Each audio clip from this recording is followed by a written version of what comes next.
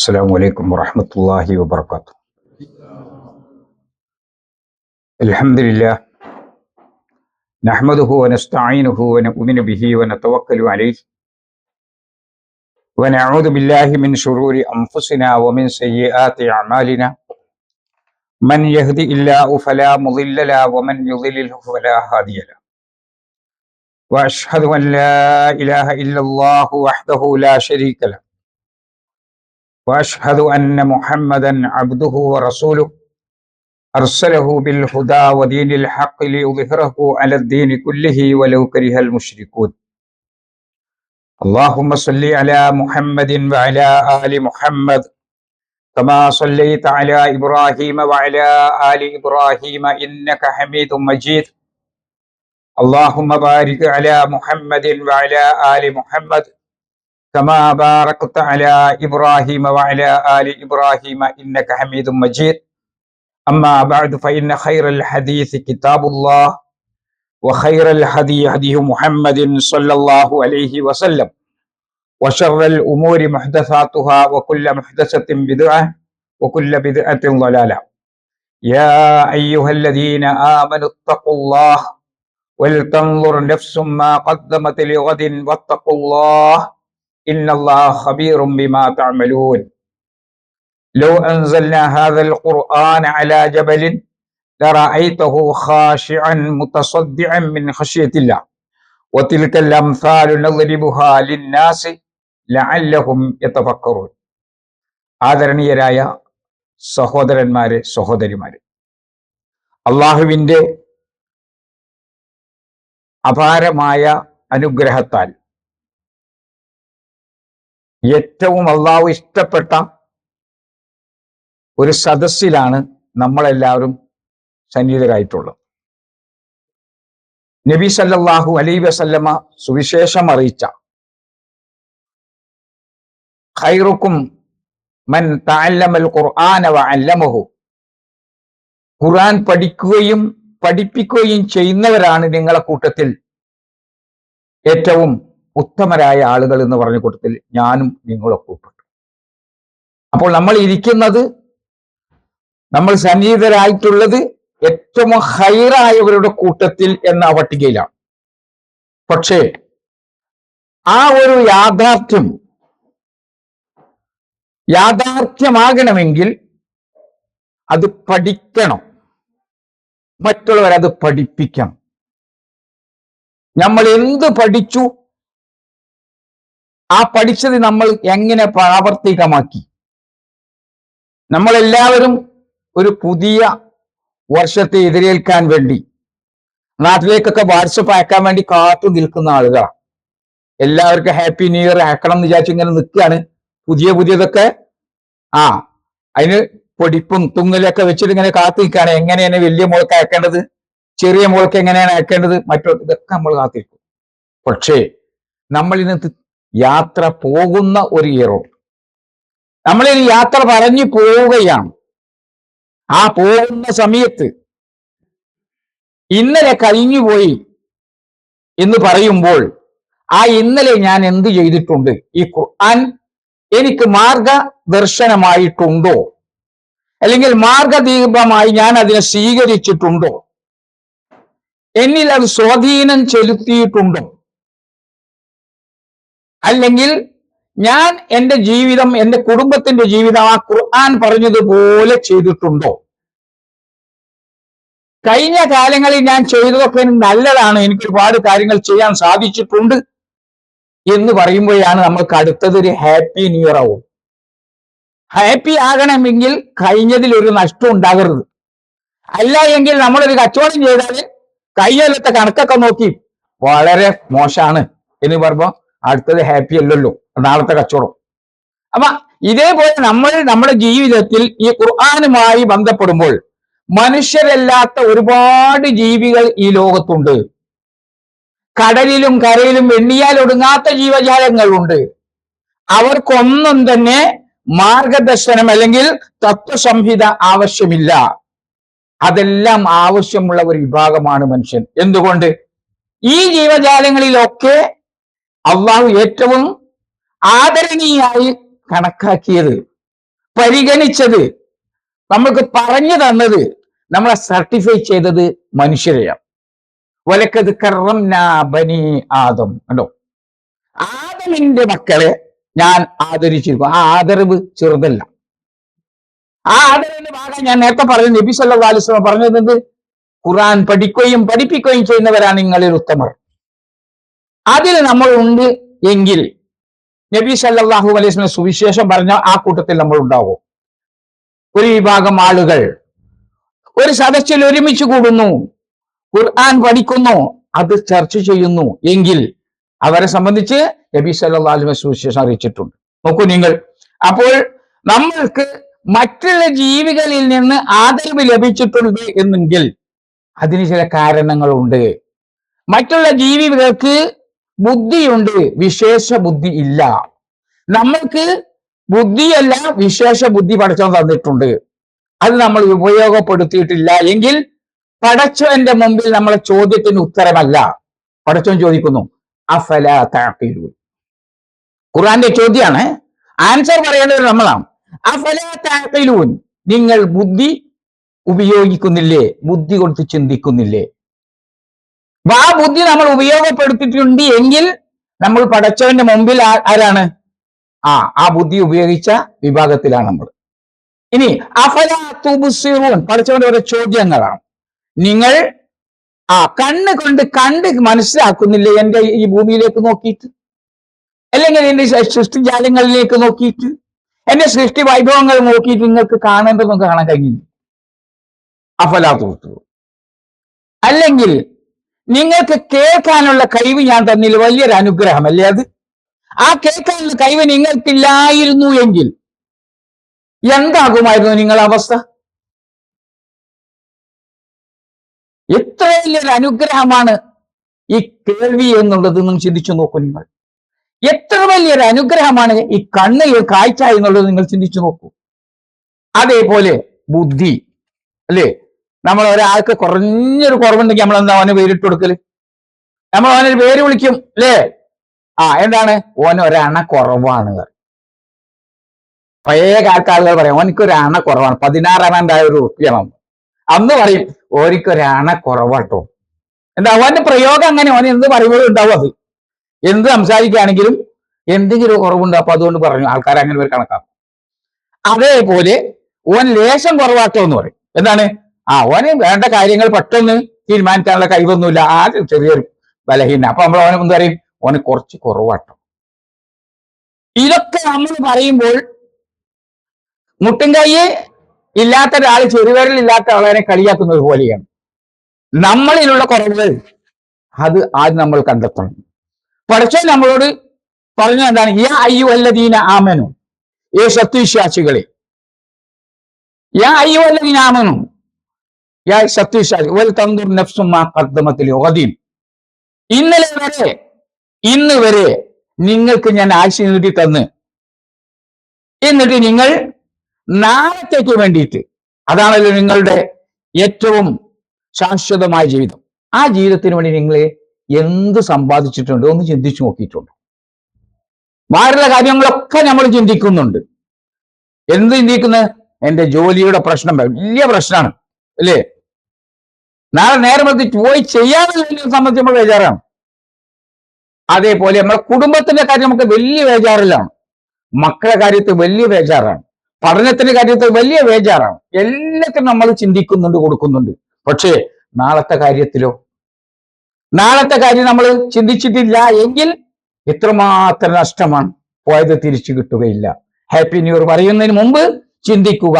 11 മാസവും അല്ലേ, അത് 12 മാസവും ഏതാനും ദിവസങ്ങൾ ബാക്കി എല്ലാം നമ്മൾ ഉപയോഗിച്ചു.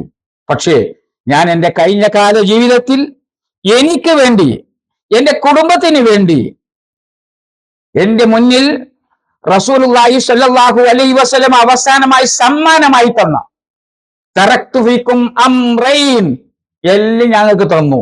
ഇനി 2 കൂടി തരാനുണ്ട്, അതാണ് തന്നിട്ട് ഞാൻ ഇവിടുന്ന് പോവുക കേട്ടോ. തറക്തു ഫീക്കും അംറൈൻ, 2 കാര്യം കുറെ തന്ന് നിങ്ങളെ തലയിലേക്ക് കയറ്റുന്നില്ല. ഞാൻ കുറെ തന്നിട്ട് നിങ്ങൾ ബുദ്ധിയും കപ്പിക്കുന്നില്ല. അത് എന്തിനാണ്? ഞാൻ നിങ്ങൾക്ക് പഠിപ്പിച്ചു തന്ന ഞാൻ നിങ്ങൾക്ക് നൽകിയിട്ടുള്ള ആ നൂർ, ആ പ്രകാശം, ആ വെളിച്ചം, അതിൽ നിന്ന് വഴിതെറ്റി പോകാതിരിക്കാൻ കിതാബുള്ള, അതാണ് കിതാബ്. ആ കിതാബ് നമ്മളോട് പറഞ്ഞു, ദാലിക്കൽ കിതാബു ലാ റൈബ ഫീ, നിങ്ങൾക്ക് ഒരു സംശയം വേണ്ട. എന്താണ്? ഹുദൻ, അതാണ് നിങ്ങളെ ഹുദ, അതാണ് നിങ്ങളെ മാർഗദർശനം. ആർക്കാ കിട്ടുള്ളത്? ആർക്കേ കിട്ടുള്ള ഹിദായത്ത്? ലിൽ മുത്തഖീൻ, മുത്തഖീങ്ങളായ ആളുകൾക്ക് മാത്രമേ ആ ഹുദ, ആ ഹിദായത്ത് കിട്ടുകയുള്ളൂ. അത് ഈ ഖുർആൻ പറഞ്ഞ സാക്ഷിയാണ്, യാതൊരു സംശയമില്ല. ഉണ്ടോ? ഇനി മുത്തഖി ആയാലോ, മുത്തഖീങ്ങൾക്ക് ആ ഖുർആന്റെ ഹിദായത്ത് കിട്ടുക എന്ന് പറഞ്ഞു അല്ലേ, ഹുദയാകുന്നത് എന്ന് പറഞ്ഞു. ആരാണ് മുത്തഖി? പഠിച്ചവൻ അറിയാത്തതുകൊണ്ടല്ലോ പഠിച്ചവൻ നമുക്ക് ഇങ്ങനെ പറഞ്ഞു തരുന്നത്, ചോദിക്കുകയാണ് അല്ലേ. വസാരിഉ ഇലാ മഗ്ഫിറത്തിൻ മിർ റബ്ബിക്കും വജന്നത്തിൻ അർളുഹ അസ്സമാവാതു വൽ അർളു ഉഇദ്ദത് ലിൽ മുത്തഖീൻ. മുത്തഖിയായവന് കൊടുക്കുന്ന എന്താണ്? ഉഇദ്ദത് ലിൽ മുത്തഖീൻ, അവർക്ക് ഞാൻ സ്വർഗം ഒരുക്കി തയ്യാറാക്കി റെഡിയാക്കി വെച്ചിട്ടുണ്ട്.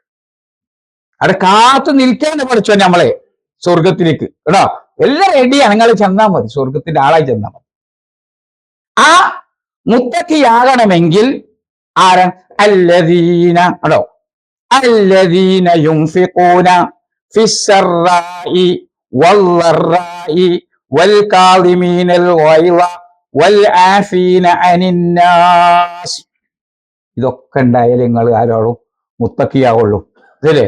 ആ ആളെ അല്ല മുത്തക്കിയ, കണ്ടാലൊരു എടാ എന്ന് പറഞ്ഞാൽ മുത്തക്കിയാവൂല. ഈ ഗുണങ്ങളൊക്കെ നമ്മളിൽ ഉണ്ടാകണം. അപ്പോൾ നമ്മൾക്ക് മാർഗദർശനം എന്ന് പറയുന്ന ഈ ഹിദായത്ത്, അതിന്റെ ആവശ്യം മനുഷ്യനാണ്. മൃഗങ്ങൾക്ക് അതിന്റെ ആവശ്യമില്ല, മറ്റു ജീവികൾക്ക് അതിന്റെ ആവശ്യമില്ല. കേട്ടോ, ഈ ഹിദായത്ത് ആദ്യ മനുഷ്യൻ നമ്മുടെ പിതാവ് ആദം നബി അലൈഹി സ്വലാത്തു വസ്സലാം ഹവ്വായുമായിട്ട് ഭൂമി ലോകത്തേക്ക് വരുമ്പോൾ സ്വർഗീയ ലോകത്തിൽ നിന്നും കിട്ടിയ തറവാടിൽ നിന്ന് പുറത്തേക്ക് പോകേണ്ടി വന്നു. പഠിച്ചവന്റെ സന്ദേശം തെറ്റിച്ചപ്പോൾ കിട്ടിയ ആ സ്വർഗം അത് വിട്ടേച്ച് പുറത്തേക്ക് പോകുന്നു. ആരെങ്കിലും വെറുതെ കിട്ടിയത് അല്ലേ, അത് കയ്യിൽ നിന്നാണ്ട് പോയാൽ എന്തായിരിക്കും നമ്മുടെ വിഷമം? വെറുതെ കിട്ടി, സ്വർഗം കിട്ടി അല്ലേ, സ്വർഗ ലോകം തന്നെ കിട്ടി, എന്നിട്ടോ അത് നഷ്ടപ്പെടുത്തി. ആ നഷ്ടപ്പെട്ട ഒരു പണിഷ്മെന്റ് എന്തായാലും കൊടുക്കുള്ളൂ അല്ലേ. ആ പണിഷ്മെന്റ് ആയിട്ട് ഇങ്ങനെ പുറത്തേക്ക് വരുമ്പോ പടച്ചോൻ പറഞ്ഞു,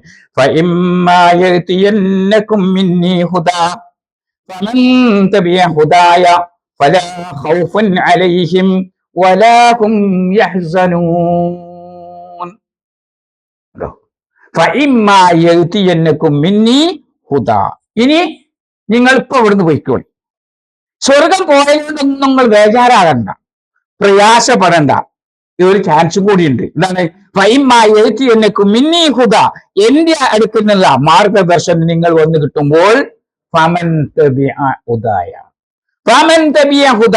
ഹിദായത്തിന്റെ മാർഗം, ആ ഹുദ ആര് പിൻപറ്റുന്നുവോ ഫലാ ഖൗഫുൻ, കേട്ടോ, ഫലാ ഖൗഫുൻ, സങ്കടപ്പെടണ്ട, പേടിക്കണ്ട, കേട്ടോ, വ്യസനിക്കണ്ട, വലാഹുയാസന, ഒരു ദുഃഖം വേണ്ട, തിരിച്ചു നിങ്ങൾക്ക് വീണ്ടും വരാം എന്ന് പറഞ്ഞുകൊണ്ടാണ് പഠിച്ചത് ആദ്യം തന്നെ ആ ദർശനം, കേട്ടോ, ആ മാർഗദീപം പറഞ്ഞു തന്നുകൊണ്ട് ഞാൻ പഠിച്ചത് നമ്മളോട് പറഞ്ഞയച്ചു.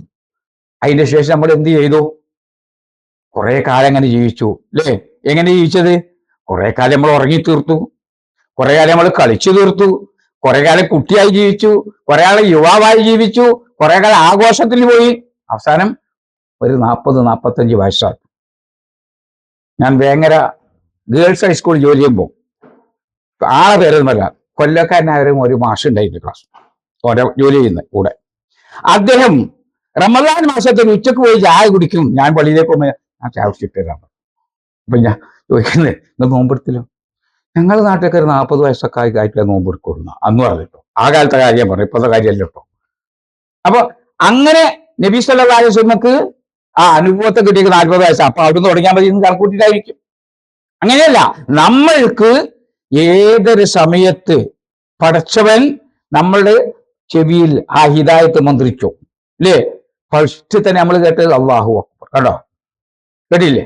അത് അന്ന് മുതൽ നമ്മൾ തുടങ്ങിയതാ. അപ്പൊ ഞാൻ പറഞ്ഞു കൊണ്ടുവരുന്നത്, ഈ മാർഗദർശനം എന്ന് പറയും മനുഷ്യൻ എന്ന് എങ്ങനെ ജീവിക്കണം എങ്ങനെ ജീവിക്കരുത് എന്ന് പറയാനാണ്.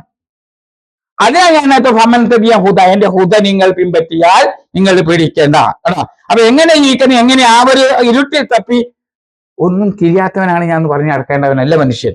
അതിനുള്ള വഴിയാണ് പടച്ചവൻ തന്ന എന്ത് ഈ ഹിദായത്ത്. അതാണ് വിശുദ്ധ ഖുർആൻ. അല്ലാഹു വലിയുല്ലദീന ആമനു യുഖ്രിജുഹും മിനൽ-ളുലുമാത്തി ഇലൻ-നൂർ.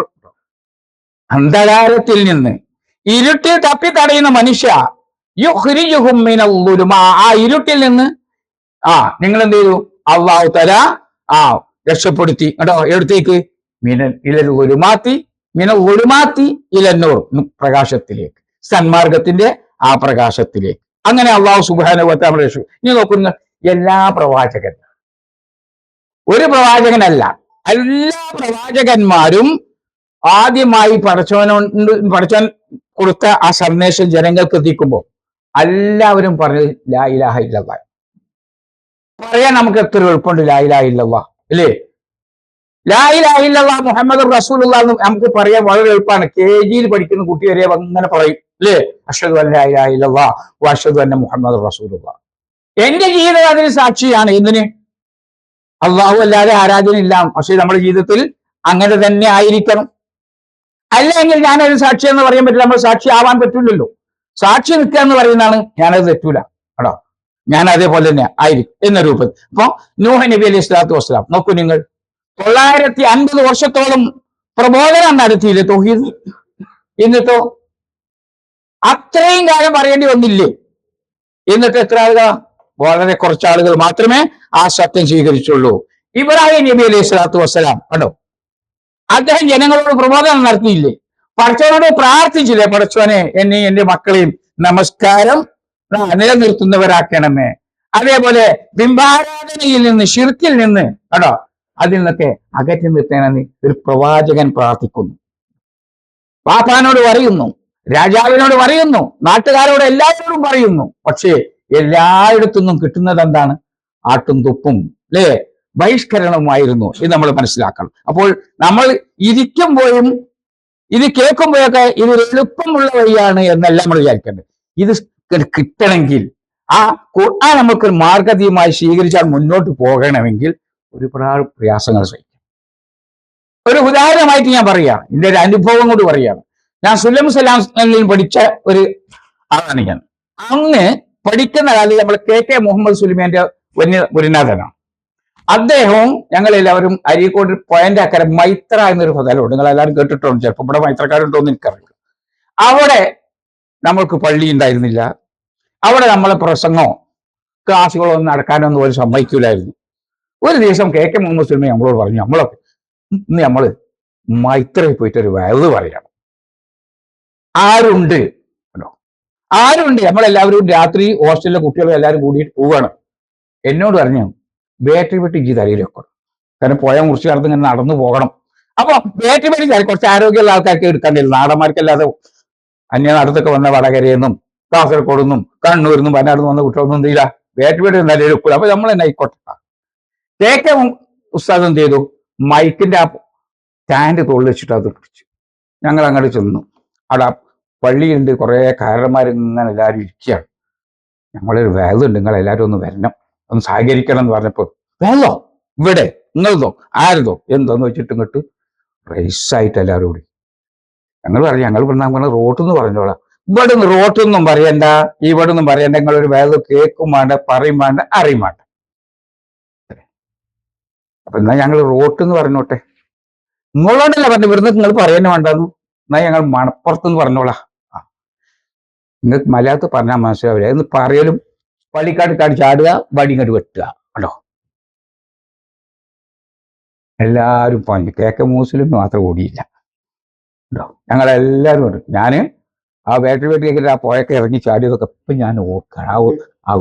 അവർക്ക് അത്രയും ത്യാഗം സഹിച്ചുകൊണ്ട്, പ്രയാസങ്ങൾ സഹിച്ചുകൊണ്ട് ഈ ആദർശം നമ്മളെ കയ്യിൽ തന്നു പോയവരാണ് അവരൊക്കെ. മറക്കാൻ പറ്റും നമ്മൾക്ക് അവരെ? അവർക്ക് വേണ്ടി നമ്മൾ എപ്പോഴും പ്രാർത്ഥിക്കേണ്ടതല്ല നമ്മൾ.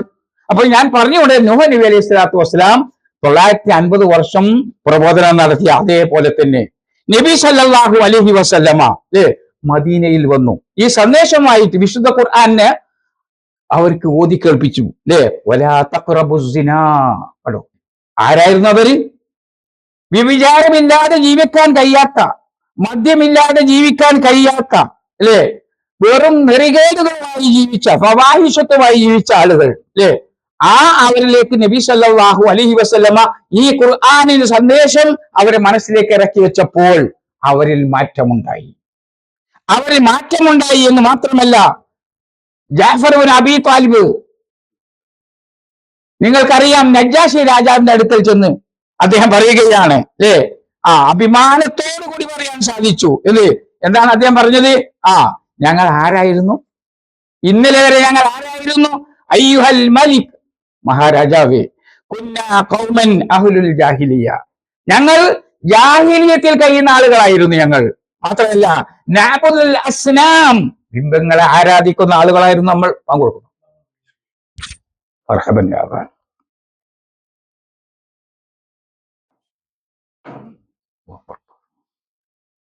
അപ്പോൾ അദ്ദേഹം പറയുകയാണ്, അയ്യുഹൽ മലിക് കുന്നാ ഖൗമൻ അഹ്ലുൽ ജാഹിലിയ, ഞങ്ങൾ ജാഹിലിയത്തിൽ കഴിഞ്ഞുകൂടുന്ന ആളുകളായിരുന്നു. നഅബുദുൽ അസ്നാം, ബിംബങ്ങളെ ആരാധിച്ചു കഴിയുന്നവരായിരുന്നു. വനഅ്കുലുൽ മൈത്തത, ശവം തീനികളായിരുന്നു ഞങ്ങൾ. അതേപോലെ വനഅ്തിൽ ഫവാഹിഷ, വേണ്ടാത്തരങ്ങളെല്ലാം കൊണ്ട് നടക്കുന്ന ആൾക്കാരായിരുന്നു ഞങ്ങൾ. പക്ഷേ ഈ ഗ്രന്ഥം, ഈ ഖുർആൻ എന്ന ഗ്രന്ഥം ഞങ്ങൾക്ക് നബി സല്ലല്ലാഹു അലൈഹി വസല്ലം പഠിപ്പിച്ചപ്പോൾ ഞങ്ങളിൽ ആ ഖുർആന്റെ സന്ദേശം ഞങ്ങൾ കോരിയെടുത്തപ്പോൾ ഞങ്ങളിൽ മാറ്റമുണ്ടായി. കേട്ടോ, ഇന്നലെ വരെ ഞങ്ങൾ ഇത്രയും മോശമായി ഞങ്ങൾ ഉയർന്ന സ്ഥലങ്ങളിലേക്ക് എത്താൻ ഞങ്ങൾക്ക് സാധിച്ചു. അപ്പോൾ ആ മാറ്റത്തിന് കാരണമായത് വിശുദ്ധ ഖുർആൻ എന്ന ആ മാർഗദീപം അവർ സ്വീകരിച്ചുകൊണ്ടായിരുന്നു. അപ്പോൾ നൂഹ് നബി അലൈഹി ഇസ്ലാമത്തിന്റെ കാലത്തും ഇബ്രാഹിം നബിയുടെ കാലത്തും മുഹമ്മദ് നബി സല്ലല്ലാഹു അലൈഹി വസല്ലമയുടെ കാലത്തും ഒക്കെ ഈ ഖുർആൻ വലിയ സ്വാധീനം ഉണ്ടാക്കി, മാറ്റങ്ങൾ ഉണ്ടാക്കി. പക്ഷെ നമ്മളോ അവിടെയാണ്. അവരെ വ്യഭിചാരം അടുക്കൽ പറഞ്ഞപ്പം ഒഴിവാക്കി, മദ്യപാനം പാടില്ല ഒഴിവാക്കി. കണ്ടോ, എല്ലാം ഒഴിവാക്കി. മാറ്റത്തിന് അവരുടെ മനസ്സ് തന്നെ മാറി. നബി സല്ലല്ലാഹു അലൈഹി വസല്ലമയെ തലയെടുക്കാൻ പോയ മഹാനായ ഉമർ ഇബ്നുൽ ഖത്താബ് റളിയല്ലാഹു അൻഹു, അദ്ദേഹത്തിന്റെ മാറ്റം നിങ്ങൾ നോക്കൂ. നിങ്ങൾ ആ കഠിന ഹൃദയം മാറി. എങ്ങനെയായ ഹൃദയം? കുത്തുകൊണ്ട് താഴെ വീണപ്പോൾ ചോദിക്കുകയാണ്, ആരാണ് എന്നെ കുത്തിയത്? ആരാണ് എന്നെ ആക്രമിച്ചത്? എന്നെ കടാര കൊണ്ട് കുത്തിയത് ആരാണ്? അപ്പോൾ ആരാണ് എന്ന് പറഞ്ഞ അബൂലുലത്താണെന്ന് പറഞ്ഞപ്പോൾ അദ്ദേഹം പറയാണ്, അദ്ദേഹം ഒരു മുസ്ലിം അല്ലല്ലോ, ഞാൻ ഒരു അനീതിയും അയാളോട് ചെയ്തിട്ടില്ലല്ലോ. കേട്ടോ, ആ മനസ്സിന് അത്രയും പാകത വന്നു. എന്തേ? സൂറത്ത് ത്വാഹയിലെ കുറച്ച് വചനങ്ങളെ കേട്ടിട്ടുള്ളൂ. കേട്ടോ, ഒരുപാടൊന്നും കേൾക്കണമെന്നില്ല. നബി സല്ലല്ലാഹു അലൈഹി വസല്ലമക്ക് ജിബ്രീൽ വന്നിട്ട് ആദ്യം 5 ആയത്തിൽ ഓതി കൊടുത്തിട്ടുള്ളൂ. അത്രേ പഠിക്കാൻ കഴിയുള്ളൂ ഒരാൾക്ക് ആദ്യത്തിൽ. അതുകൊണ്ട് അത് മനസ്സിലാക്കി ഒരു 5 ആയത്ത് ഓതി കൊടുത്ത് ജിബ്രീൽ അന്ന് പോയത്. കേട്ടോ, അപ്പൊ ഈ 5 ആയത്തോ ഒരായത്തോ എപ്പോഴാണോ, സ്വാഗത പ്രസംഗത്തിൽ പറഞ്ഞ പോലെ, നമുക്ക് എപ്പോഴാണോ പഠിക്കാൻ കഴിയുന്നത് അത് പഠിക്കാൻ നമ്മൾ തയ്യാറാക്കണം. അല്ല എങ്കിൽ വിശുദ്ധ ഖുർആനിലൂടെ അള്ളാഹു ചോദിക്കുന്ന ചില ചോദ്യങ്ങളുണ്ട്. ആ ചോദ്യങ്ങൾക്ക് മറുപടി പറയാൻ നമ്മൾ ബാധ്യസ്ഥരാണ്. ഞാൻ നേരത്തെ പറഞ്ഞത്, അഫലാ യതദബ്ബറൂനൽ ഖുർആന അം അലാ ഖുലൂബിൻ അഖ്ഫാലുഹാ, അഫലാ യതദബ്ബറൂനൽ ഖുർആന, നിങ്ങൾക്ക് ഈ ഖുർആനെ പറ്റി ഉറ്റാലോചിക്കാൻ സമയമായിട്ടില്ലേ? അല്ലെങ്കിൽ എന്താണ് ഈ ഖുർആൻ എന്ന് നിങ്ങൾക്ക് ഇപ്പോൾ മനസ്സിലായിട്ടില്ലേ? അല്ലെങ്കിൽ ഈ ഖുർആൻ നിങ്ങളിൽ ഉണ്ടാകുന്ന സ്വാധീനം എന്താണെന്ന് നിങ്ങൾക്ക് മനസ്സിലായിട്ടില്ലേ? ഈ ഖുർആൻ നിങ്ങളെ ക്ഷണിക്കുന്നത് എന്തിലേക്കാണ് എന്ന് നിങ്ങൾക്ക് മനസ്സിലായിട്ടില്ലേ? ഈ ഖുർആൻ നിങ്ങളെ എവിടത്തേക്ക് എത്തിക്കും എന്ന് നിങ്ങൾക്ക് മനസ്സിലായിട്ടില്ലേ? എവിടെ നിന്ന് രക്ഷപ്പെടുത്തുമെന്ന കാര്യം നിങ്ങൾ ആലോചിച്ചിട്ടില്ലേ? അഫലാ യതദബ്ബറൂനൽ ഖുർആൻ അം അലാ ഖുലൂബിൻ അഖ്ഫാലുഹാ, നിങ്ങളുടെ ഹൃദയത്തിന് പൂട്ടിട്ടിട്ടുണ്ടോ? ലോക്കാക്കിയിട്ടുണ്ടോ? ഇല്ലല്ലോ. കേട്ടോ, ആ ചോദ്യത്തിന് നമ്മൾ മറുപടി പറയണമെങ്കിൽ എന്ത് ചെയ്യണം? ഖുർആന്റെ ആശയം നമ്മൾ പഠിച്ചിരിക്കണം. അതേപോലെ മക്ക മാറി, അല്ലേ, മദീന മാറി. അതേപോലെ വലിയ പരിവർത്തനം അവിടെയൊക്കെ ഉണ്ടായി, ആളുകളിലും രാജ്യങ്ങളിലും ജനങ്ങളെ ഹൃദയങ്ങളിലും ഒക്കെ മാറ്റം ഉണ്ടായി അല്ലേ? ഇതൊന്നും മാറാൻ തയ്യാറായില്ല എങ്കിൽ മനുഷ്യന്റെ അറിവിന്റെ വായതാരങ്ങളായ അല്ലേ കണ്ണ്, കാത്, അതേപോലെ ഹൃദയം, ഇതൊക്കെ നമ്മൾ ഉപയോഗപ്പെടുത്തിയിട്ടില്ല എങ്കിൽ അള്ളാഹുവിന്റെ മുന്നറിയിപ്പ് വലഖദ് ദറഇനാ ലി ജഹന്നം വലഖദ് ദറഇനാ കസീറൻ മിനൽ ജിന്നി വൽ ഇൻസി ലഹും ഖുലൂബുൻ ലാ യഫ്ഖഹൂന ബിഹാ വലഹും അവർക്കുണ്ട് എന്തുണ്ട്? ഖുലൂബുൻ ഹൃദയങ്ങളുണ്ട്, ലാ യഫ്ഖഹൂന ബിഹാ അതുകൊണ്ട് ഗ്രഹിക്കുന്നില്ല, മനസ്സിൽ ഒന്നും കേറുന്നില്ല, മാറ്റണ്ടാത്ത അതുകൊണ്ടാണ് അല്ലേ? പക്ഷെ അവർക്ക് ഹൃദയം പടച്ചാൻ കൊടുത്തിട്ടുണ്ട് കേട്ടോ. ആ ഹൃദയം നമ്മൾ ഉപയോഗപ്പെടുത്തിയിട്ടില്ല എങ്കിൽ വലഖദ് ദറഇനാ ലി ജഹന്നം നരകത്തിന് വേണ്ടി ഞാൻ സൃഷ്ടിച്ചു വെച്ചിട്ടുണ്ട് എന്ന് പടച്ചവൻ പറയുന്നു. അപ്പൊ ആ നരകത്തിന്റെ ആളുകൾ ആകാതിരിക്കാനാണ് ഖുർആൻ നമ്മൾക്ക് മാർഗദീപമാകേണ്ടത്. ഖുർആൻ മാർഗദീപമായി കഴിഞ്ഞാൽ അത് സ്വീകരിച്ചു കഴിഞ്ഞാൽ നരകത്തിന്റെ ആളുകളാവില്ല. വലഖദ് ദറഇനാ ലി ജഹന്നമ കസീറൻ മിനൽ ജിന്നി വൽ ഇൻസി, ജിന്നുകളിലും മനുഷ്യരിലും നിന്നാണ് ഉള്ളത്, മൃഗങ്ങളിൽ നിന്നല്ല. വിവേക ബുദ്ധിയുള്ള മനുഷ്യന്മാരിൽ നിന്നാണ് ഈ പറയുന്നത്, വിവേകമില്ലാത്തവരിൽ നിന്നല്ല കേട്ടോ. അപ്പൊ നമ്മൾക്ക് ഉണ്ടാകരുത്. പിന്നെ രണ്ടാമത് വലഹും അയ്യുനുൻ ലാ യുബ്സിറൂന ബിഹാ, അവർക്ക് കാണാൻ കണ്ണ് ഞാൻ നൽകിയിട്ടുണ്ട്, അവർക്ക് കാണാനുള്ള കണ്ണ് നൽകിയിട്ടുണ്ട്. ലാ യുബ്സിറൂന ബിഹാ, അവർ കാണേണ്ടത് കാണുന്നില്ല കണ്ടോ. വലഹും അവർക്ക് അതേപോലെ ആദാനുൻ കാതുകൾ നൽകിയിട്ടുണ്ട്. ലാ യസ്മഊന ബിഹാ, കേൾക്കേണ്ടത് അവർ കേൾക്കുന്നില്ല. അതുകൊണ്ട് എന്താണ് അവർക്ക് സംഭവിച്ചത്? അതുകൊണ്ടാണ് അവർക്ക് സംഭവിച്ചത് ഇത് ഉലൈക കൽ അൻആം, അവർ നാൽക്കാലികളെ പോലെയാണ്. നമ്മൾ ആരെയും ഒരാൾ നാൽക്കാലിനെ വിളിച്ചാൽ എന്തായിരിക്കും നമ്മളെ അവസ്ഥ?